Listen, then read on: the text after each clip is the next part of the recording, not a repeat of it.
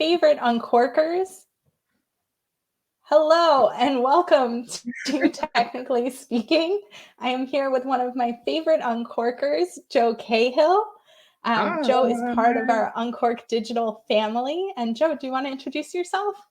Yes, absolutely. I'm Joe Cahill. I am the design services manager here at Unqork Digital, doing everything from UX to UI. I even dress for the job that I want.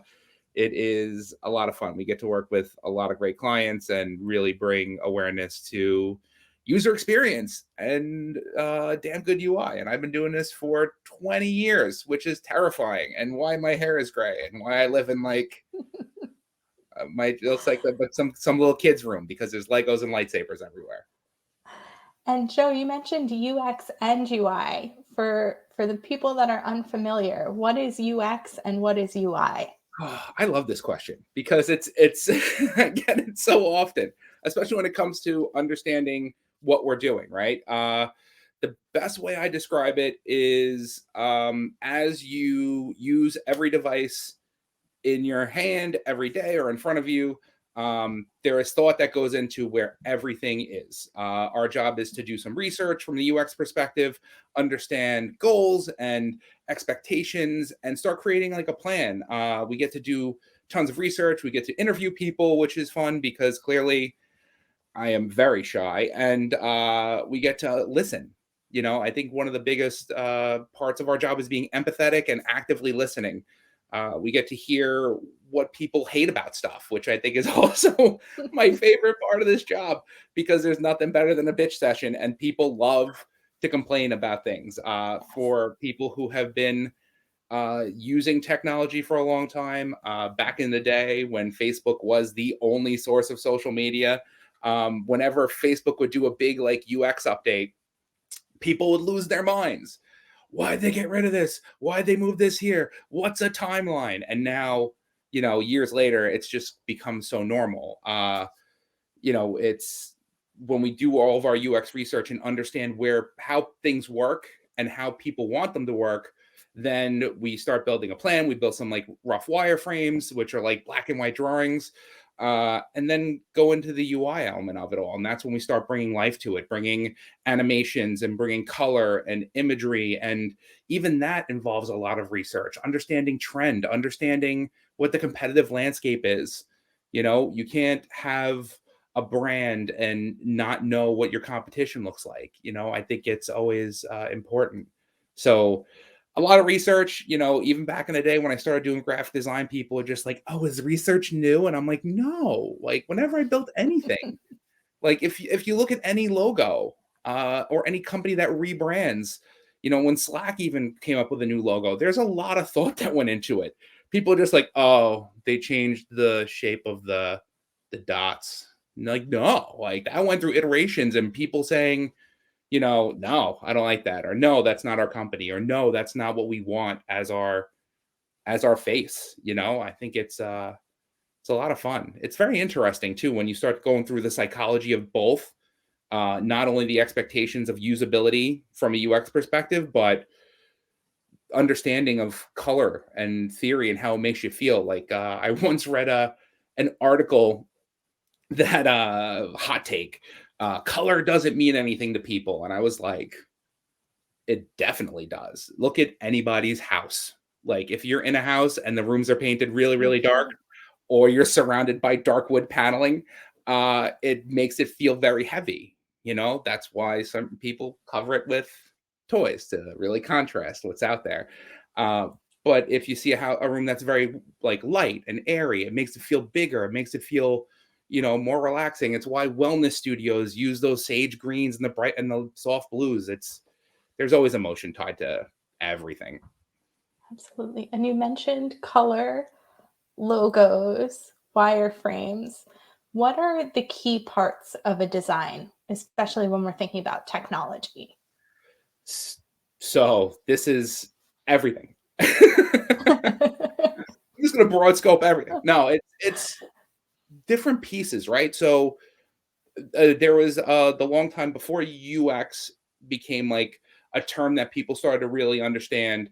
Um, people would look at us and be like, "You're the people who make the buttons blue," and I'm like, no, there's so much more into it. Like when we go into things like wireframing from the highest level of understanding design and understanding building a product, it's where things go. Like one of the biggest pieces of things that I say is, how are they going to use this? Like, what's next? Like those two phrases come out of my mouth constantly. Uh, and it's from little things, things that people don't think about, interactions of when you want to submit a photo for like a profile picture. Like people are just like, oh, it's super simple. You click the button and it happens. It's like you have to think about selecting it from a image library if we're on a mobile device. Always have mobile device on my mind, mobile first. Do we want people to take it? Do we want people to give the option to take it? Then they have to allow the camera to have permission. Then they have to take the photo. Do they like the photo? Do they want to retake the photo? Like all of these little things that we think are so automatic, we still have to think through. So when we start building those pages, like anybody who's seen a Figma file from a designer, you would think it's like 5 screens, but then it's like 150, and you're like, what is all this stuff on here? What are you guys thinking about? And it's like everything, even down to understanding where like back buttons go. It's making sure people have all the accessible all the accessible pieces to a product. And then as we start to define all that, and going into the grand agile scheme of things, like how we work with our engineering teams, because one of my jobs is to always go to an engineer and be like, hey, I want to do this. And they go, oh my God, no. And you're like, why? Like, this is doable, right? I saw it. I've It's never said that to you ever. well, I haven't had anything crazy yet come to mind. But that's the thing, right? That's Like true. it's also this is where the teamwork comes in, because a good engineer will always look and go, okay, we can't do this, but we can do this and achieve the same output. And I think that's the give and take that we always do, especially with technology. Like I want to do AR stuff everywhere, but I can't because A, it doesn't have a use case, and B, sometimes it's heavy when it comes to running all those scripts and running an entirely, AR environment inside something. But as we start to define all these pieces of a product design, once we're ready, and we either, for lack of a better term, MVP, because sometimes I've come to engineers with like 1,000 features, and they're like, no, like you want to add chat? Like we're not ready to add chat yet. Like let's figure out like how we get the basis of the functionality down. Then maybe we can add in like a chat function, or for a lot of pieces out there, a leaderboard, like showing how people engage in certain things. I was just interviewing a designer for a role here at Unqork, and she was showing one of my favorite things that happened when we were in office. Ping pong tables were everywhere. It's a tech thing. It's a way to blow off steam, get our minds off of stuff. But the big question was like how to schedule time on one. So she had this whole app built out, and it was kind of fun because then she had a leaderboard, and I was like, oh God, yeah, I'm the worst ping pong player in the world. So I would always be at the bottom, and we all kind of knew that. So when we do tournaments, they'd be like, okay, Joe, you're the last seed. And I'd be like, I bet, let's do it. And I just wildly just whip my hands out there and try to hope that I hit a ping pong ball. But it's like those features that we end up coming up with that sometimes get shelved, right? They're a version 1, they're whatever down the line. And it's good because during the initial iteration process, it's all about ideas. It's all about coming up with the features and coming up with functionality and what's the pie in the sky, and then how we reel ourselves back to what's realistically able to be released. And then depending on where we are, if it's a brand new company and we can design our own brand and we can design our own colors and figuring out all of those pieces, then we could do that. But if we're working within an already existing brand, we have a lot of that preset. So it makes it very easy to kind of like find out where pieces will fit into place, understanding accessibility, which I'm sure we're going to touch on at any point, talking through this, because it's such a big part of our journey, especially in UX, like understanding like where it fits in and how we're building tools for everyone. Even though we have like subsets and super targeted people who are going to use things. Like you never know within that superset is somebody who's colorblind, like me. I'm red-green colorblind, and I design stuff. I know it's terrifying, but also who might need to use a screen reader, who might need to use other tools. So it's like keeping all of those things in mind and then building that plan. One, again, as we work in like an agile format, anything I could predetermine early for like our styling engineers, let them know what the button colors are, let them know what our typography hierarchy is, let them know, how we're going to build stuff out. It's all about keeping people in the loop, again, because we want to make sure everybody's job is easier. Nobody wants to be a blocker. Nobody wants to be difficult when it comes to how we build things. And, we successful together, And you hit on something that reminded me, one of the first clients I worked with at Unqork, they hated the term MVP. They felt like we shouldn't be thinking about viable, right? Viable is too low. And they started changing to minimum lovable product. And that really speaks to kind of where you were going, though, of, we want this to be something that people are going to enjoy using. How do we pare it down, but pare it down in a way that it's not taking away all the joy of using the product? And that's also, we see it constantly, right? Every app we use releases new features. We've seen features come and go in apps. We see features that we hear about. One of my, the most interesting things is when you're with friends at most likely a bar, because that's where we hang out as adults, or dinner. Everybody has their phones out. Everybody's taking pictures of what's going on. And you notice, you'll be like, oh, why does your story layout look different than mine? Like, why does that, do you have an extra button? What is that there? And you notice that anybody at any point can be in a new test, can be testing out a new feature and seeing how it works out. One of the things that I got super excited about like a year ago, maybe a little more than a year ago, was on Instagram, they allowed like certain people to post links in their stories. And at one point it popped up in like the sticker area. And I was like, oh man, I could post links for like a good solid week or two. Like whenever I was doing like public speaking or like anything I wanted to promote, I'd be able to post a link. And then one day I go and it was gone. And I was like, oh, I was in a test. I was like, oh, I want it back. I want it back now. And then like a couple weeks later, it rolled out across everybody. And I was like, all right, we're back. Like we could go back to promoting stuff.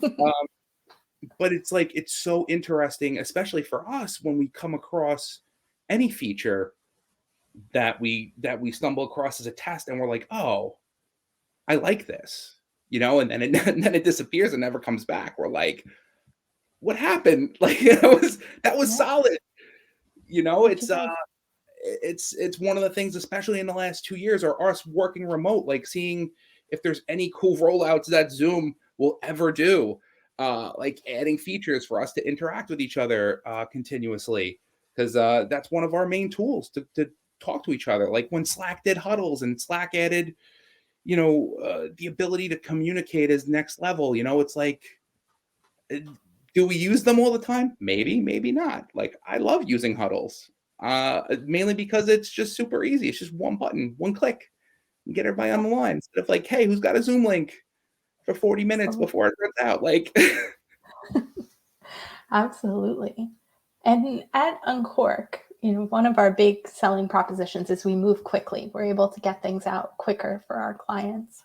How do we do this research, make sure we're coming out with a lovable product and still move that quickly?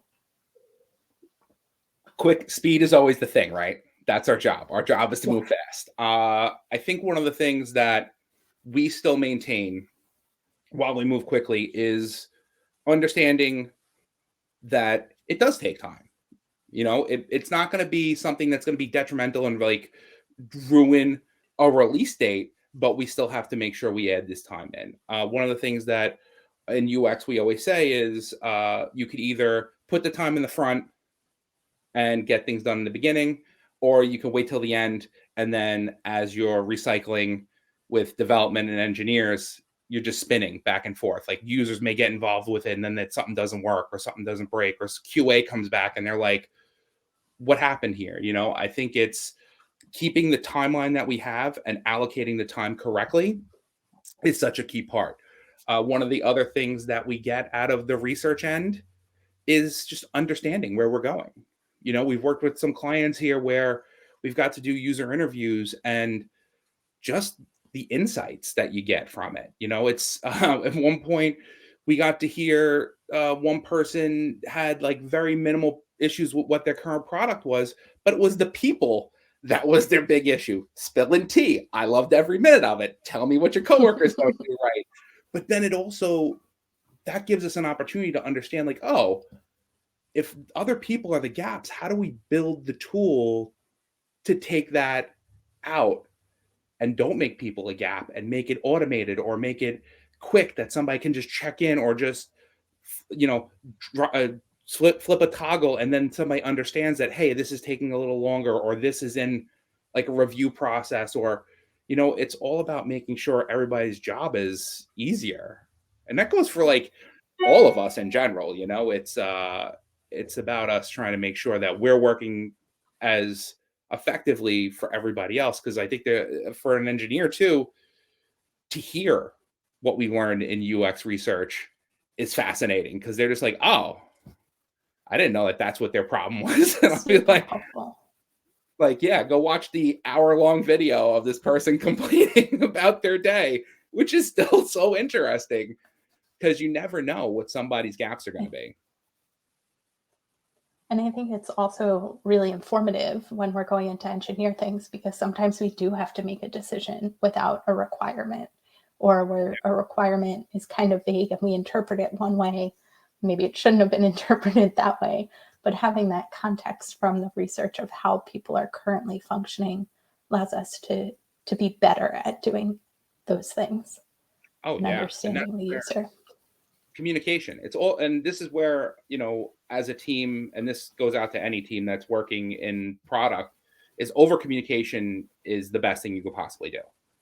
If you have any type of like insight around an experience or an experience around an experience, we all work on stuff and we work on things that are very similar. So it's how do we bring that information to the people you work with, just because like I've never been like an SME for insurance per se. Like I've worked on insurance stuff. So I know based off of what we did, what the expectation could be. We could be totally wrong. I think that's also the cool part of our job is that we can test stuff and see how people feel about it. And if they don't like it, like it's never a bad thing. It's more of a, oh, all right. How are we gonna take the insights around what we get and still spin it to something better, Yeah, absolutely. And with that, what's a design trend that you love and one that you wish would just go away? It's one that you don't like. Design trends. Always a fan of micro interactions. I think they're fun. I think they're cute little Easter eggs. I think sometimes when we're working on desktop products, it's creating like a level of interactivity, right? Like it makes it feel alive. One of the things that I'm very glad that's kind of gone away is, and this is, that some people think it's still a thing. It's not still a thing. Like the neomorphistic type of icons, like things that look like they're real. Like if I'm on my iPhone, I know it's an iPhone. I don't need my icons to look like a piece of paper. Like this type of design. Okay. It's great and it's interesting, but like we still know what we're doing here. Like it's not like you're trying to fool me to think that if I touch this icon, it's gonna have texture to it. But I think those two types of things are always good trends that we can do. I think from a technology perspective, how we keep pushing it. I constantly get new devices in my life because I'm a nerd and I want to take them apart. I want to see what's inside, but also like see how they work. I just had this conversation last night with my girlfriend. I'm like, I'm dying to take something in cinematic mode on my iPhone. I have nothing interesting going on here, but I want to see how it works. And last night, I just took video of us talking, and she's like, "What are you doing?" And I'm like, "Cinematic mode, bro." And then you can see the focus going back and forth. It's just Yeah. understanding like this is bringing next level to our life. And it sounds so stupid, but how we document everything and how we remember things are so different now. So that's a whole other soapbox I can go on.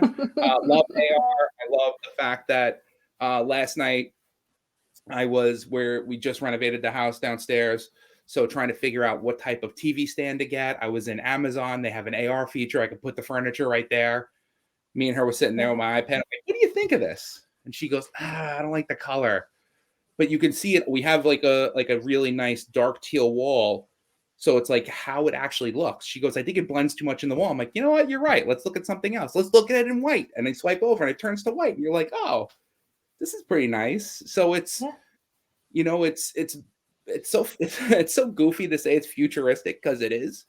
It's Halloween time, so And all the it's movies fun. are on. Back to the Future has been on a few times. Not that it's a horror movie, but it's science fiction. Just thinking about it, like Back to the Future 2, we had flying cars, still don't have them. But we had like the cinema displays that one of the kids were wearing on Yeah. their eyes and watching TV, right? Like that's 100% where we're at with an Oculus, except not as low profile. Waiting for Google and Apple to release their glasses because the last thing I want is more glasses on. But I think that's the thing. It's like always finding use cases. Like our job in this realm, in product, in engineering, is to constantly build things for people. Make their lives easier. For Unqork, it's making people's lives and their workday easier. If we're building stuff for some of our financial or insurance clients, it's like we know you're sitting in front of a desk and you're working in these apps. How can we make data look nicer and feel more appealing? How is it going to be when you have to put together a deck to present what's going on with your team? It's easy with a one-click export. Like how do we continuously make somebody feel like they're working but not feel like they're working? I'm annoyingly upbeat about my job. So it's like, this is, what did somebody tell me? I'm the epitome of like, if you love your job, you never work a day in your life. But sometimes when we're at, jobs that are a lot more tedious, it's how do you make people just have a better experience? Not everybody loves dark mode, right? But does dark mode really work when you're trying to work with data? Probably not. Like, it's a good idea and it's great for certain instances, but where does it really lie? It's and we had a client that asked for dark mode. I dropped it in dark mode. Honestly, it looks slick as hell, but I was like, I don't know if I want to look at data in a dark charcoal with white numbers. But we'll see. We'll see what they do. We'll see how many people toggle it on. I think that's very cool that we get to see what people want to do, right? Yeah. And we get to build something and then watch people play with it. It's a really cool part of both of our jobs. Yeah, that's when we do usability testing as part of like the overall development cycle, being one-on-one with somebody and say like, hey, can you reassign these tasks for your team? And they go in, they're like, oh, it's right here. And you're just like, isn't it? It's right here. Super simple, making your life easy. And it's like, and the opposite is when they go, oh, where is it? And they like because it's always on like Zoom, because now, remote culture, seeing somebody who always does this, they get super close. And I feel like the fish from Finding Nemo when the little girl's like, I'm like, tapping the glass. If you have to look that close at the screen, I'm not doing my job. Why are you 3 inches away? Like, what's going on? But I think that's also like hearing the feedback, saying like, oh, I expected it to be here. Huh? Like, what made you think that? And some people will be like, oh, in my previous application, or some people will cite things that they use every day. Oh, in Microsoft Word, it's here. And I'm like, oh, all right. If that's where it is in Microsoft Word, like, you have to respect the fact that certain companies have been doing this for so long, much like how Amazon's UX and UI is still the same, despite it being Amazon. Hating, but it's like, it's functional. We know how to use it. If they did a dramatic UI change, people would lose their shit because they're just like, I can't find where to buy kitty litter and socks and Tide all in one spot. Like, but I think that's where we have to grow. And as we continue to be mature as people using UX, we're all students of UX in some way, shape, or form. Even using the software we're using to do this stream, it's different, like it has a different functionality. It's similar in some ways to how we would use most things. I could talk about Microsoft Teams for a half hour. That's a whole other thing. It is. And I appreciate you talking about it.